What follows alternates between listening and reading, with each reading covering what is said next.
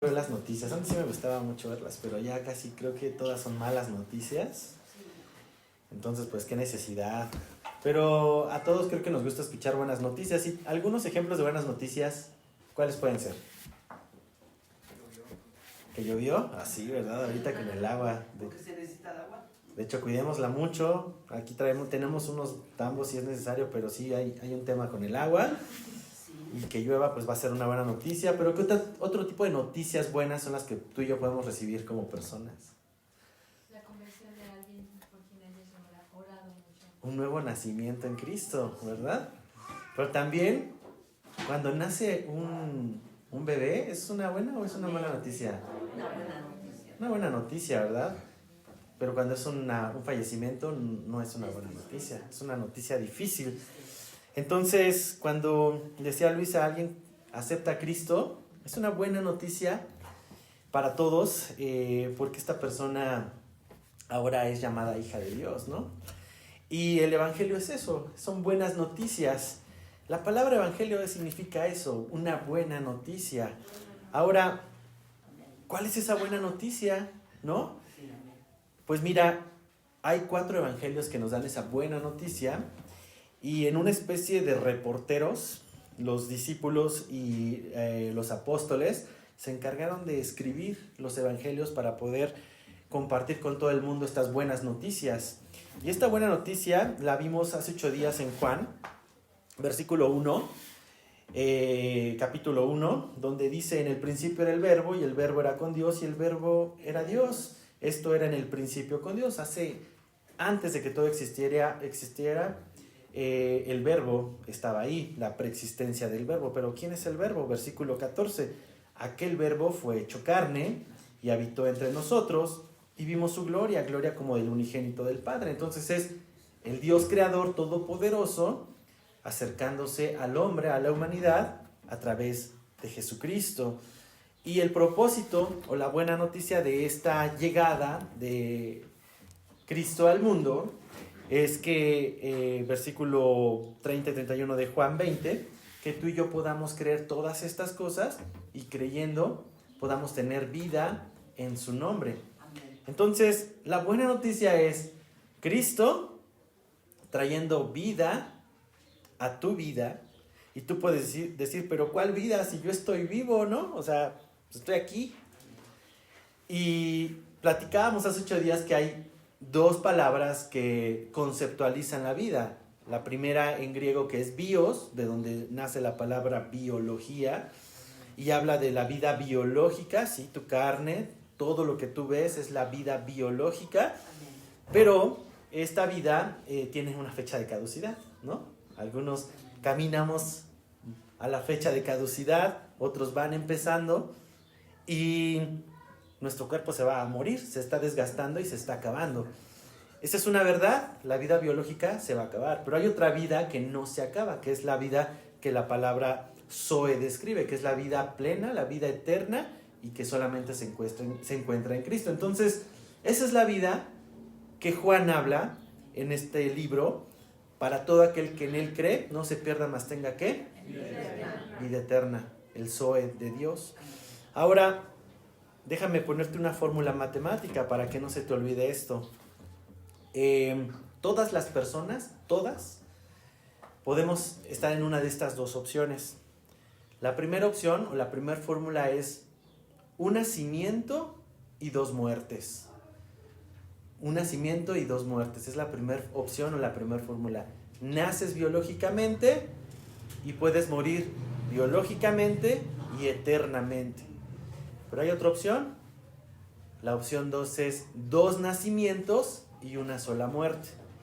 Naces biológicamente, naces espiritualmente y solo mueres una vez, que es la muerte biológica. La muerte eterna queda completamente suprimida. ¿En cuál opción quieres estar? La buena noticia es que podemos estar en la opción 2, 2 nacimientos y solo morir físicamente. Algunos quizás no morirán físicamente, si el Señor llega antes no experimentarán esta muerte, pero si el Señor llega después de nuestra muerte, bueno, pues tú y yo vamos a padecer este momento. Pero la gente que muere en Cristo aunque hay tristeza en nuestro corazón, hay esperanza. Porque sabemos que esa muerte es solamente una transición hacia la vida eterna. Y cuando leemos el Evangelio y esta buena noticia, veíamos hace 8 días, en el versículo 12 del capítulo 1, que a todos los que le recibieron, a los que ¿qué? Creen en su nombre, les dio la potestad de ser hechos hijos de Dios. Entonces aquí hay un nacimiento. Versículo 13 dice, los cuales no son engendrados ¿de qué? De sangre, ni de voluntad humana, ni de voluntad de varón, sino es un nacimiento de Dios. Entonces, ¿cuántos nacimientos tienes? 1 o 2, no me lo respondas, respóndelo tú. Si has nacido 2 veces, entonces, versículo 12 y 13, hoy es una realidad, eres hecho hijo de Dios. Y puedes cantar lo que cantábamos hace ratito, tú lo harás porque el Señor ahora te llama su hijo y tú estás bajo su cuidado. A veces las personas quieren recibir de Dios o recibir de Jesús todos los milagros, pero no quieren nacer de nuevo, quieren seguir viviendo en su nacimiento biológico y querer disfrutar los beneficios de los que son hechos hijos de Dios. Entonces es imposible. Y hay una verdad increíble para todos los que hemos nacido 2 veces. A veces creemos que hasta que nos muramos vamos a poder experimentar la vida eterna. Pero déjame decirte y déjame adelantarme un poquito a lo que vamos a ver más adelante en Juan, que no tienes que esperar a morir físicamente para poder ya vivir en la vida eterna. Primera de Juan 5, 11 y 12 nos dice, y este es el testimonio que Dios nos ha dado, vida eterna, y esta vida está en su Hijo. El que tiene al Hijo tiene la vida. El que no tiene al Hijo de Dios no tiene la vida. Y Juan 17, 3 nos dice, este es el testimonio, que Dios nos ha dado vida eterna. ¿Y esa vida en quién está? Está en su Hijo. Esta es la vida eterna, que te conozcan a ti, el único Dios verdadero, y a Jesucristo a quien has enviado. Juan 17:3 es parte de una oración que Jesús hace al Padre y está encomendando a toda la iglesia, pero aquí hay un motivo bien padre. Dice, esta es la vida eterna, que te conozcan a ti Dios, y a Jesucristo a quien has enviado. ¿Te das cuenta? La vida eterna comienza desde que tú y yo conocemos a Cristo. Y lo estamos conociendo a través de este Evangelio de Juan, que hemos empezado ya hace un par de domingos, y en el cual tú y yo podemos ya experimentar la vida eterna desde hoy y no esperar hasta morir. Ahora, vamos a leer una parte el día de hoy. Vamos a leer del versículo 19 y vamos a llegar solo hasta el versículo 37 para poder entender el mensaje que Juan quiere transmitirnos a través de estas letras y el Espíritu Santo guiarnos a través de ellas. Como te decía, ve a los apóstoles o a los discípulos como reporteros. Pues bueno, Juan es como el reportero número 4. Nos va a conducir en unas noticias, en unas buenas noticias, para presentarnos a Jesús. Ya empezó desde el capítulo 1 hasta el versículo 18, mencionándonos que Jesús es Dios. ¿Recuerdas? El verbo se hizo carne, el verbo es Dios, el verbo era con Dios, el verbo era Dios, se hizo carne, nos presentó a Jesús como Dios. Pero como buen reportero, nos va a ayudar a creer esta verdad. Nos va a presentar 2 cosas. Nos va a presentar señales y nos va a presentar testigos. Nos va a presentar a 4 testigos, lo vamos a ver en el Evangelio, los vamos a ir descubriendo ahí conforme vayamos avanzando, y nos va a presentar 7 señales o 7 milagros para que tú y yo creamos que Jesús es Dios. ¿Por qué Juan dedica tiempo en esta narrativa de presentarnos a Jesús como Dios? Porque aún en día, no me dejarás mentir, hay gente que no cree en Jesús como Dios. Hay incredulidad en el hombre. El hombre no cree naturalmente que Jesús es Dios. Y Juan nos va a ayudar a exponer esta verdad, como te decía, con testigos y con señales. Pero mira, aún así habiendo señales, aún así habiendo paralíticos que se levantaron, muertos que resucitaron, la gente creyó. Hubo gente que no creyó. Hubo gente que, aún viendo lo que Jesús hizo físicamente, no creyó. ¿Por qué? Porque hay incredulidad. Ahora, el Espíritu Santo es el que nos va a ayudar a que si tú todavía dudas o tienes incredulidad sobre quién es Jesús, pues estas palabras que vamos a estar leyendo durante todo el Evangelio, guiado por el Espíritu Santo, nos va a poder ayudar a quitar esa incredulidad y poder confiar en el Señor. Entonces, acompáñame a orar. Voy a pedirle al Señor que me ayude y ayúdame también tú a orar por mí. Señor, te doy gracias, Padre, porque podemos conocerte a través de los Evangelios. Podemos no solamente adquirir conocimiento, Señor, sino podemos aumentar nuestra fe. Yo te pido, Señor, que nos permitas aumentar esa creencia en ti, Señor, que podamos aumentar nuestra fe y nuestra confianza solo en ti, no en nuestras fuerzas, no en lo que hacemos, no en otras cosas, sino solo en ti. Ayúdame a poder expresar correctamente tu verdad, ayúdame a ser una voz que clama correctamente tu palabra, Señor, y permíteme bendecir en este tiempo, Señor, a través de estar conectado contigo, Señor. No hay otra forma, Señor. Ayúdame, Espíritu Santo, guíame y permíteme expresar y exponer esto correctamente. Te doy gracias en el nombre de Jesús. Amén. Pues bueno, como te decía, Juan nos va a presentar testigos y nos va a presentar señales, y aquí ya va a aparecer el primer testigo, ¿no? Y como decía en esos programas, que pase el testigo, ¿no? Bueno, va a pasar Juan el Bautista, pero te voy a dar un tip para que no te me pierdas, porque a lo mejor tú eres nuevo leyendo la palabra y probablemente ves muchos Juanes, y Juan aquí y Juan acá, y el nombre de la epístola se llama Juan, bueno, del Evangelio se llama Juan. Pues, ¿a cuál se refiere, no? Hay muchos Juanes. Bueno, un tip para que leamos la carta.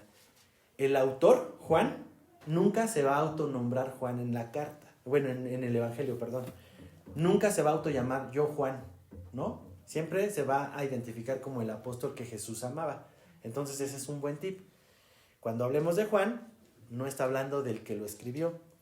Está hablando de Juan el Bautista. Siempre va a estar hablando de Juan el Bautista, que fue otra persona. Entonces lo que vamos a ver aquí, el testimonio de Juan el Bautista, es una persona distinta a la que escribió este Evangelio. Todavía ando con las cartas, pero es el Evangelio. Ahora, este testigo que vamos a ver el día de hoy es un testigo fiel, porque nos va a presentar en 3 diferentes maneras, 3 testimonios que van dirigidas a 3 audiencias. Entonces son 3 cosas las que vamos a ver en esta porción, del versículo 19 hasta el versículo 37. Te voy a ayudar un poquito a que lo conceptualices general, pero mira, del versículo 19 al 28, que vamos a leer ahorita, vamos a ver que Juan da testimonio a cierta audiencia de personas, que son a los religiosos fariseos, a los judíos que estaban cuestionando quién era él. Y lo que va a testificar básicamente es lo que él no es. Dice, yo no soy el Cristo. Entonces el mensaje es, no me vean a mí. Ese es el primer momento y va a ser un solo día. En un día, Juan va a dar este testimonio. Luego va a haber un día 2 o un momento 2, y eso lo vamos a ver del versículo 29 hasta el 34. Y Juan ahora le va a hablar ya no a los fariseos, le va a hablar al pueblo que estaba ahí bautizándose, a toda la audiencia general que estaba ahí. Y el mensaje que vamos a ver es, Juan encuentra a Jesús. Y del versículo 35 al 37 vamos a ver el tercer día. Este tercer día, Juan va a dar testimonio de otra forma. Va a señalar a Jesús, pero ahora la audiencia ya no son ni los fariseos ni la gente, ahora van a ser sus discípulos, la gente que estaba cercana a él. Entonces Juan nos va a dar testimonio de Jesús en 3 formas, y lo vamos a ver el día de hoy, para poder ver el mensaje claro. ¿Cuál es el mensaje que tú y yo nos tenemos que llevar aquí? Juan siempre apunta a Jesús. Juan siempre va a apuntar a Jesús. No apunta a él, no apunta a nadie más, siempre apunta a Jesús. Entonces vamos a leer, versículo 19, dice así. Este es el testimonio de Juan. Cuando los judíos enviaron de Jerusalén sacerdotes y levitas para que le preguntasen, ¿tú quién eres? Confesó y no negó, sino confesó, yo no soy el Cristo. Entonces, este es el testimonio. Ahorita José llamaba a la congregación a que compartieran su testimonio y Olguita muy amablemente nos compartió lo que Jesús ha hecho en su vida. Y el testimonio es eso, dar fe de lo que el Señor es. Sin embargo, en este punto de la historia, dice los judíos enviaron. ¿Que Juan no era judío? ¿O por qué menciona que los judíos enviaron? Mira, en todo el Evangelio de Juan, cuando se habla de judíos, se habla de los judíos religiosos, los judíos que no aceptaron a Jesús. Estos judíos enviaron a Jerusalén sacerdotes y levitas, es decir, a personas encargadas de la religión de los judíos para que fueran a investigar qué estaba haciendo este loco bautizando gente en las aguas del río. Y entonces llegan con Juan y le preguntan, ¿tú quién eres? Le hacen varias preguntas, alrededor de 6 preguntas. Mira, esta es la primera, les dice, ¿tú quién eres? Y Juan, en este punto, él sabía lo que buscaban. Juan conocía toda la estructura eclesiástica que había en la época y sabía a quiénes les estaban preguntando estas cosas. Juan estaba bautizando, Juan ya tenía discípulos, Juan era un maestro y la gente seguía a Juan. Entonces empieza a haber multitudes siguiendo a Juan y pues ¿qué crees que los religiosos pensaron? ¿Qué onda con este cuate? Nos va a quitar la cuota de los creyentes, ¿no? Entonces ellos preocupados y ansiosos van y preguntan, van a investigar. Pero déjame hacer un paréntesis aquí. Los judíos, los fariseos, los sacerdotes y los levitas que fueron, no eran personas ignorantes de la palabra de Dios, conocían la ley. Ellos estudiaban la ley en la sinagoga, se aprendían la ley de memoria y ellos sabían el libro de Isaías del 1 hasta el último versículo. Ellos sabían de la llegada del Mesías. Entonces, podían estar esperando al Mesías, pero estaban esperando un Mesías de acuerdo a sus intereses y de acuerdo a lo que ellos esperaban o sus expectativas. Y Juan no cumplía, para nada cumplía esa forma. La Biblia dice que Juan era como un vago, ¿no? O sea, si lo quiero describir de una palabra, es una persona descuidada. Se vestía con ropa de pieles de animales, comía langostas con miel, o sea, era una persona que no aparentaba ser un rey de los judíos. Entonces, pues estos cuates no creían que Juan era el Mesías, pero fueron a preguntarle, ¿tú quién eres? Con el, bajo la duda, ¿no? Bajo el beneficio de la duda. Y el versículo 20, él dice, confesó y no negó, sino confesó, yo no soy el Cristo. Dijo, a mí ni me vean, yo no soy el Cristo. Porque Juan sabía que estaban buscando a Cristo. Por eso es la respuesta. Déjame hacer una pausa, pum, aquí. ¿Alguien sabe qué son los 400 años del silencio? ¿Alguien ha escuchado ese concepto? Bueno, 400 años del silencio es lo que tardó aproximadamente desde la última profecía en Malaquías hasta que Juan el Bautista aparece. Fueron 4 siglos donde Dios no habló a su pueblo. Cayó. Silencio total. En estos 400 años, Dios simplemente dejó al pueblo sin darles nuevamente guía. En el libro de Jueces vemos cómo el Señor hablaba constantemente con ellos. En todo el Pentateuco vemos al Señor hablándoles. Con los profetas mayores y menores vemos al Señor hablándoles. Pero a partir de Malaquías el Señor calla por completo. Acompáñame a Malaquías, capítulo 4. Es el último capítulo del Antiguo Testamento y es ahí donde empiezan los 400 años. Y Malaquías acaba con una profecía que estos señores, los levitas y los sacerdotes, se sabían muy bien. El versículo, todo el capítulo está muy interesante, no lo voy a leer por cuestión de tiempo. Me voy a ir a los últimos versículos, al versículo 5 y 6. Pero bueno, me voy a ir un poquito antes. Básicamente el Señor les está anticipando que ya no les va a hablar. Simplemente les dice, acordaos de la ley de Moisés, mi siervo. Acuérdate de la ley, al cual encargué en Horeb ordenanzas y leyes para todo Israel. He aquí, yo os envío al profeta Elías antes de que venga el día de Jehová, grande y terrible. Él hará volver el corazón de los padres hacia los hijos y el corazón de los hijos hacia los padres.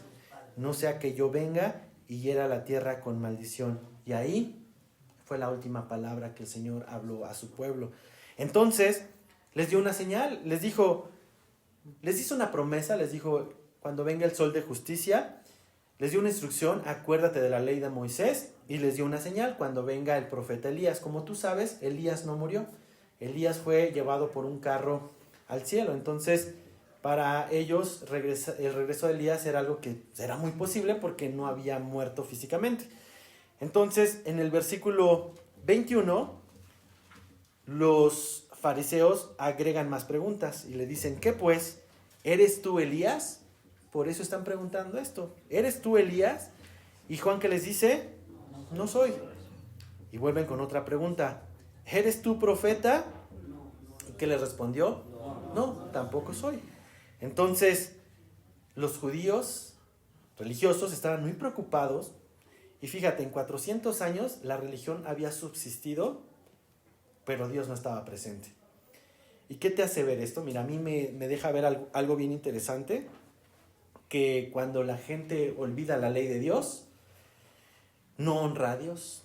Y en esos 400 años, la historia nos dice que los sacerdotes institucionalizaron la iglesia, el judaísmo, y entonces el judaísmo y los fariseos y todos estos personajes empezaron a enredar con los políticos para poder sacar beneficio. ¿Te suena un poquito con la historia de una institución muy poderosa en los primeros siglos después de Cristo? Bueno, la religión siempre busca poder. Y la religión veía por sus propios intereses. En estos 400 años, ellos veían por lo suyo y practicaban el judaísmo, pero lo practicaban por tradición, porque estaban lejos de Dios. De hecho, la gente estaba completamente lejos de Dios. En todos estos 400 años, no voy a entrar en la historia, pero los conquistaron los griegos, los conquistaron los egipcios, los conquistaron los romanos, y aún así, Dios no aparecía como en los jueces cuando los conquistaban. Los religiosos se enredaron en el poder y veían por su propio beneficio. Por eso ves aquí tanta ansiedad de los fariseos preguntando, ¿quién eres? Entonces dime quién eres, ¿no? Versículo 22, le dijeron, pues ¿quién eres? Para que demos respuesta a los que nos enviaron. ¿Qué dices de ti mismo? Muchas preguntas, ¿te das cuenta? Llenas de ansiedad. Pero Elías claramente dice, yo no soy ni Cristo, ni yo no soy profeta. Juan conocía muy bien las profecías. Juan sabía por qué hacían estas preguntas. Pero Juan les responde, yo no soy. Pero les va a responder en el versículo 23, ¿quién es él? Dice, versículo 23, yo soy la voz de uno que clama en el desierto, enderezad el camino del Señor, como dijo el profeta Isaías. ¿Qué significa esto? Usa la profecía de Isaías 43. Esto está escrito en Isaías 43. Y básicamente les está diciendo, yo solamente soy una voz. La palabra, el verbo, es alguien más. Yo solamente soy una voz, soy un sonido que clama, que grita en el desierto, prepara el camino del Señor. Como dijo Isaías, solo soy un sonido, solo soy un grito que está ¿en dónde? En el desierto. ¿Qué hay en el desierto? Nada. Muerte. ¿Hay vegetación? ¿Hay vida? No. Hay vida medio extraña, ¿no? O sea, así de esas bolitas, eso, pero no hay agua, hay sequedad, hay hostilidad. En los desiertos hay eso. Ahora, ¿por qué dice, soy la voz que clama en el desierto? En el desierto tú ves sequedad, tú ves hostilidad, pero también ves espejismos. ¿Se acuerdan de esas películas, no? De que gente va en el desierto caminando y después ve como un oasis y dice, ¡ay, agua!, ¿no? Pero cuando se acercan, ¿qué es? Nada, es un espejismo. Espiritualmente, las personas que están sin Cristo viven en desiertos, donde están secos, donde están muertos, donde hay hostilidad, donde hay espejismos de felicidad que cuando se acercan se esfuma. Y Juan, hablando en este desierto, dice, prepara el camino del Señor. En mexicano es, pónganse buzos, pónganse listos. el Señor viene. Y esta es la función de todos los predicadores, de todos los que damos testimonio. Nuestra función no es enseñar ética, no es contar historias chuscas. Nuestra misión es decirle a las personas, prepara camino al Señor. Dirigir a los hombres a Jesús. Esa es nuestra tarea como testigos y testimonios vivos de lo que el Señor ha hecho. Ahora, tú y yo no podemos cambiar vidas. Esa es una realidad. Podemos compartirle a nuestros seres queridos, a las personas que amamos, sobre el camino del Señor, pero tú y yo no podemos hacerlos que ellos vengan a Cristo. Sin embargo, sí podemos preparar el camino. ¿Cómo podemos preparar el camino? Pues siendo un buen testimonio para ellos. Entonces, cuando Jesús se va a manifestar a estas personas, porque lo va a hacer en algún momento, ellos el camino lo tienen preparado porque tú has sido una voz que clama en esos desiertos. Y en el versículo 24, Juan va más allá y les dice a los que habían sido enviados, les dice, y los que habían sido enviados eran de los fariseos. Él sabía a quién le estaba hablando, entonces sabía que iban a entenderle a la profecía de Isaías, pero ¿qué crees? Le preguntaron, le dijeron, ¿por qué pues bautizas? Si tú no eres el Cristo, ni Elías, ni el profeta. Entonces, ¿te das cuenta de la ceguera de los religiosos? Les está diciendo una profecía de Isaías y los religiosos no entendían lo que les estaba hablando. Al contrario, cuestionaron, y estos cuestionamientos ansiosos ponían en duda la autoridad de Juan. ¿Quién eres tú para estar bautizando? ¿Quién te nombró para estar bautizando, no? Si tú no eres el Cristo, ni Elías, ni el profeta, pues ¿quién eres tú? Ahora, versículo 26, Juan les respondió diciendo, yo bautizo con agua, mas en medio de vosotros, ¿te das cuenta? Aquí ya está diciendo Juan, en medio de ustedes está uno a quien vosotros no conocéis. Aquí ya está revelando que Cristo ya estaba en la tierra, pero ellos no lo iban a entender. Versículo 27 les dice, este es el que viene después de mí, el que está antes de mí, del cual yo no soy digno de desatar la correa del calzado. Entonces en el versículo 26, pues Juan les explica a estos religiosos que él no era el centro de su trabajo, que él no estaba bautizando en su nombre, sino que ya había alguien mucho más importante que él y que su trabajo simplemente era presentar. Ahora, el bautismo en agua. ¿Por qué se practicaba el bautismo en agua? Mira, para esta época ya había mucha mezcla cultural en el pueblo. Como te decía, los griegos habían ya conquistado, los egipcios habían conquistado y había mucha mezcla de gentiles con los judíos. Y muchos se sentían atraídos al judaísmo y querían ser parte de la religión del judaísmo. Y una de las formas o evidencias de decir, he decidido dejar de ser gentil y formar parte del judaísmo, era el bautismo, que simbolizaba la purificación de aquellas personas que querían dejar su vida anterior y ahora pertenecer a esta religión. Entonces el bautismo en agua era un simbolismo, no salvaba, y Juan lo sabía muy bien, porque el bautismo de Juan no daba ayuda para que alguien se mantuviera limpio. Después de que sales de bañarte, ¿te mantienes limpio para siempre? No, ¿verdad? Te vuelves a ensuciar. A mis hijos se vuelven a ensuciar a la media hora que los bañamos, ¿no? No sé, tienen un superpoder para hacerlo. Y también nosotros como personas, o sea, nos podemos bautizar, salir de las aguas del bautismo, y si no hemos nacido de nuevo en el Señor y no hemos sido bautizados por el poder de Jesucristo, nuevamente vamos a caer en una vida de pecado, porque el bautismo en agua no te salva, solo es una evidencia o es un testimonio. Hay una frase, no me acuerdo muy bien, pero la dice Lutero, que dice, pensé que en las aguas del bautismo moriría mi viejo hombre, pero me di cuenta que el desgraciado sabía nadar, ¿no? Entonces tengo que matarlo cada día, ¿no?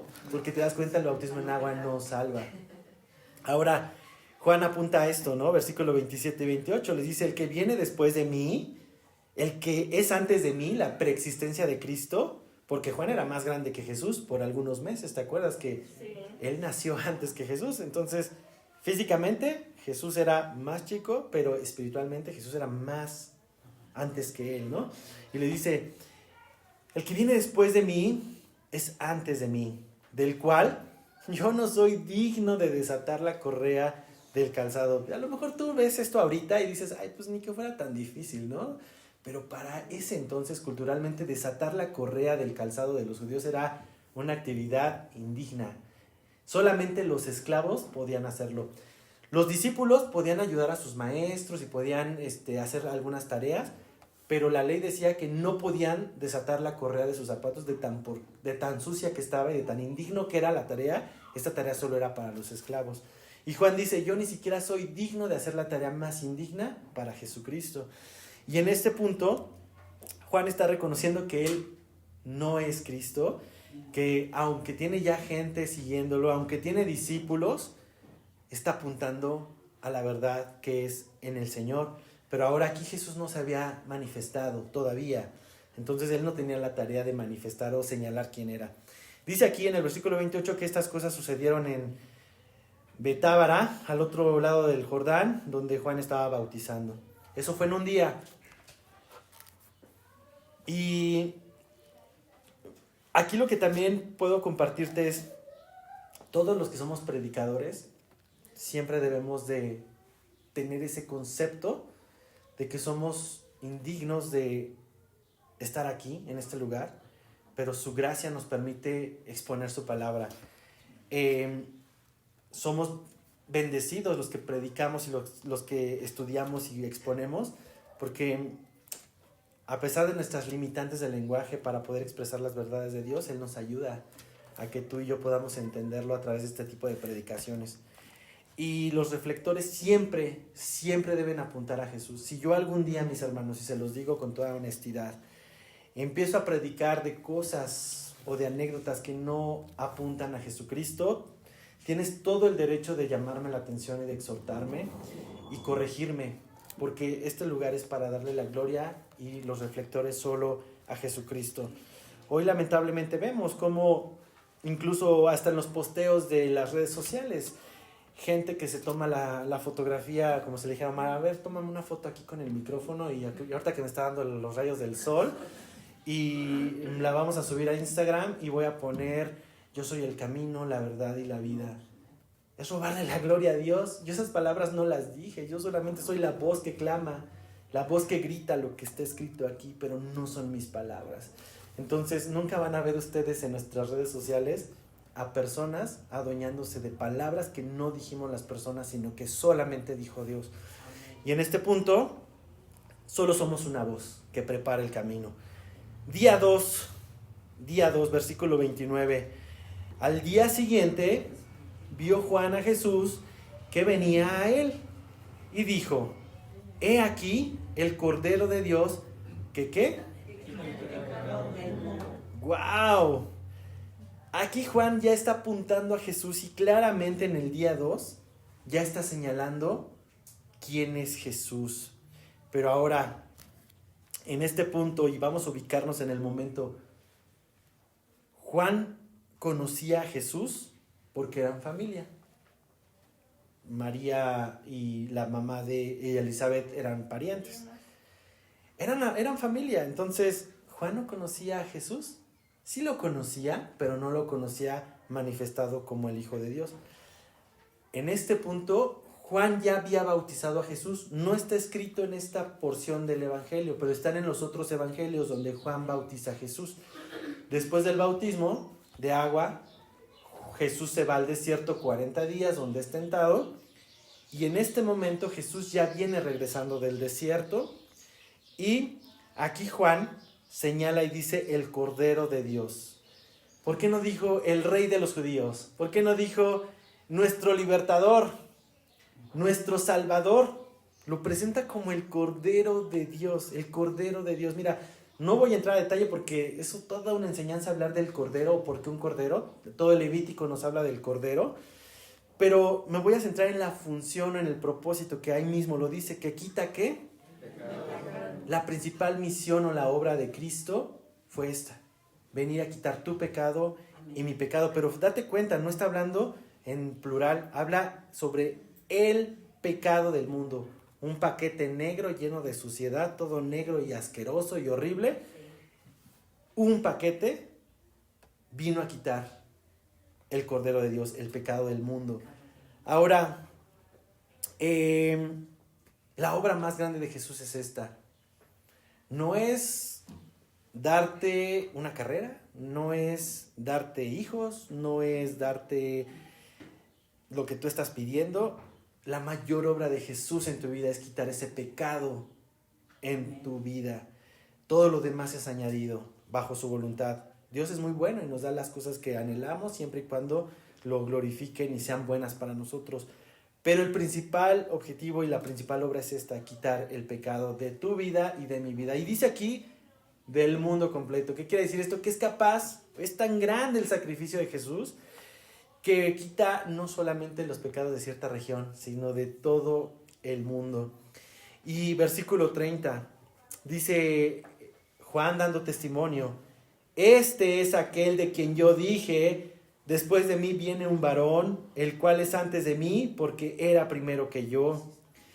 Y yo no le conocía. Y aquí es donde decía, ¿no le conocía realmente? Dice, más para que fuese manifestado a Israel, por esto vine yo bautizando con agua. Juan no conocía a Jesús como el Mesías. Fue hasta que Jesús fue al bautismo. ¿Y qué pasó en ese bautizo? ¿Te acuerdas? Algo sucedió. ¿Te acuerdas qué sucedió?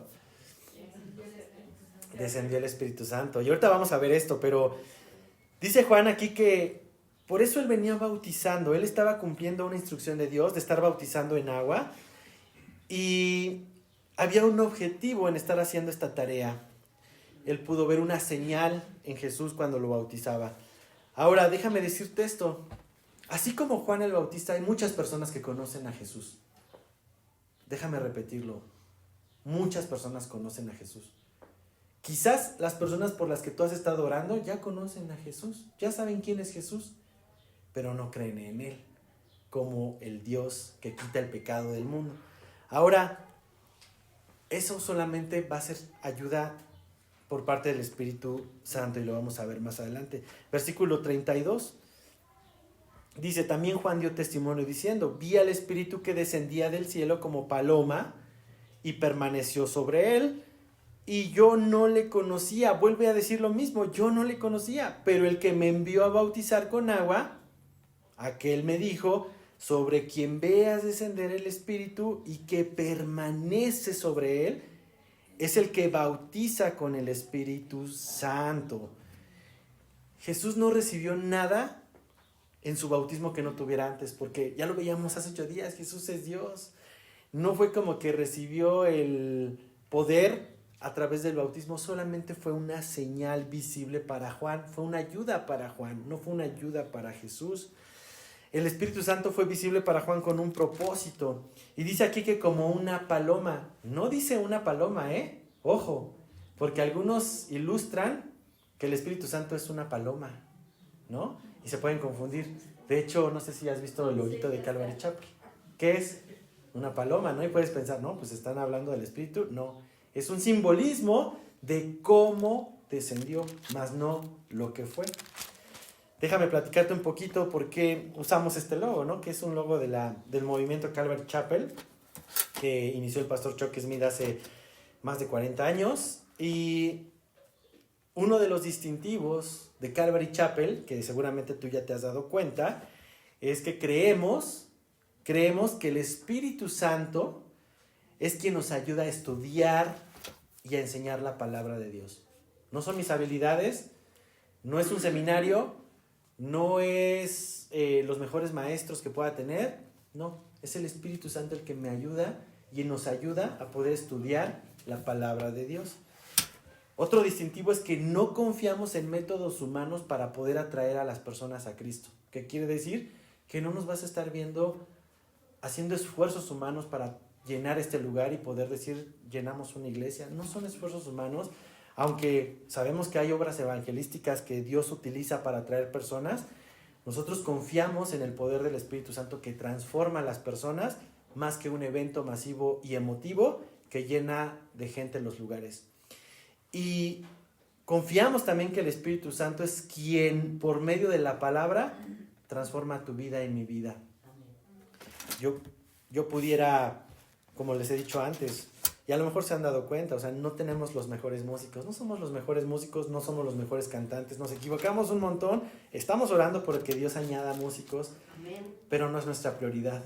Nuestra prioridad es exponer la palabra de Dios verdaderamente. Ya en algún momento, si el Señor nos manda buenos músicos, gloria a Dios, para Él será la honra y la gloria, pero mi tarea no va a ser conseguir a la mejor banda para que ustedes deleiten sus oídos. Mi tarea va a ser dedicar mi tiempo a estudiar la palabra para exponerla correctamente y que ustedes puedan ser transformados por medio del Espíritu Santo en una exposición correcta. Y déjame cerrar este paréntesis sobre el movimiento al cual pertenecemos con 2 Corintios 3:17. Vamos para allá. Porque este texto engloba todo lo que te acabo de platicar. Porque es suprema y para nosotros prioritaria el estudio de la palabra de Dios y la guía del Espíritu Santo. Y dice así, 2 Corintios, bueno, ¿quién me ayuda a leerlo? El versículo, capítulo 3, 2 Corintios 3, versículos 17 y versículo 18, con voz de profeta. Porque el Señor es espíritu, y donde está el espíritu del Señor, ahí hay libertad. Pausa ahí. ¿Dónde está quién? El espíritu. Para nosotros el Espíritu de Dios no es una manifestación de danza y brincos y gente cayéndose. Para nosotros es donde hay libertad, donde ya no el pecado está esclavizándote, donde tú eres libre de ese pecado que te asediaba por tanto tiempo. Donde está el Espíritu de Dios, ahí hay ¿qué? Y seguimos. Por tanto, nosotros todos, mirando a cara descubierta como en un espejo la gloria del Señor, somos transformados de gloria en gloria en la misma imagen como por el Espíritu del Señor. Entonces, mirando a cara descubierta como en un espejo la gloria del Señor, somos transformados. Y esta transformación no es por esfuerzo humano, es como por el Espíritu del Señor. Y entonces, si Juan el Bautista fue capaz de ver en Jesús aquel primo que conoció durante casi 30 años y que no sabía o que no identificaba como el Mesías, y sí fue el Espíritu de Dios el que le reveló que él sería aquel que bautizaría con fuego y con espíritu, tú y yo también dependemos del Espíritu para poder conocer verdaderamente a Jesús. Por eso te decía hace ratito, hay mucha gente que sabe quién es Jesús, pero no ha tenido una relación porque no ha permitido que el Espíritu Santo le convenza de pecado, de justicia y de juicio, y su vida sea transformada por este Espíritu. Regresamos a Juan, versículo 34. Dice Juan en este momento también, y acabando, dice, y yo le vi, y he dado testimonio de que ¿quién es? Ah, caray. Hasta este momento fue cuando Juan se dio cuenta que este es el Hijo de Dios. Juan pudo dar este testimonio gracias a la manifestación del Espíritu Santo que descendió sobre Jesús. Tercer día y último. Este va a ser cortito, ya estoy acabando. Dicen que cuando los pastores dicen ya estoy acabando, súmenle media hora más. No, yo espero que no, porque el sol ya empieza a dar sus estragos. Ya vamos a poner de esta mallita para que no nos pegue tanto. Pero tercer día. Me voy a ir rápido porque realmente lo vamos a ver la siguiente semana, pero solamente vamos a verlo como introductorio. El siguiente día, otra vez estaba Juan y sus 2 discípulos. ¿En dónde estaba? En las aguas. Y mirando a Jesús, que andaba por allí, dijo, ¿qué volvió a decir? He aquí al Cordero de Dios. Juan permanecía haciendo lo que el Señor le había mandado, pero él estaba mirando a Jesús. Él no estaba mirando a la gente, no estaba mirando cómo su ministerio iba ahora a menguar, no estaba mirando cuántos seguidores habían llegado el día de hoy a las aguas, si ya se había llenado o no. No estaba mirando sus intereses, él estaba mirando a Jesús. Y vuelve a repetir esta verdad: he aquí el Cordero de Dios. Lo más importante para Juan era guiar la atención a Jesús. Por eso es un testigo fiel. Todos nosotros, en nuestro testimonio, en nuestra vida, tenemos que ver a Jesús y poder guiar la mirada de la gente a Jesús. Está bien, tú puedes compartir el testimonio de lo que Dios ha hecho en tu vida con otras personas y es muy bueno, Pero si ese testimonio lleva a las personas a mirar tu vida y a idealizarte a ti y no a Jesús, hay que cambiarlo. ¿Por qué? Porque nosotros somos bien imperfectos, mis hermanos. Solo somos llenos de gracia y de verdad, pero somos igual humanos. Por eso todos los reflectores siempre tienen que ir a Jesús cuando testifiquemos de Él. ¿Y por qué te digo esto? Porque aquí viene el resultado, versículo 37. ¿Qué pasó cuando Juan ponía los reflectores en Jesús? ¿Qué dice? Ese es el resultado. ¿Te das cuenta? Cuando tú apuntas a Jesús, las demás personas van a seguir a Jesús. No te van a seguir a ti. Y esto es bien importante porque los creyentes que estamos aquí no son de esta iglesia, no son de Alfredo, no son del pastor Iván, no son del pastor Sergio, son de Cristo. Si el Señor el día de mañana te lleva a abrir un estudio bíblico, a abrir una obra guiado por el Espíritu, y te lleva a abrir una iglesia y es el Señor, gloria a Dios. Gloria a Dios, porque no eres de mi propiedad, no eres de propiedad de Calvary, eres propiedad del Señor. Los creyentes son propiedad de Cristo y así es como deberíamos de ver este modelo de testimonio de Juan. Déjame cerrar con esto. Juan es un ejemplo para ti, para mí y para toda la iglesia.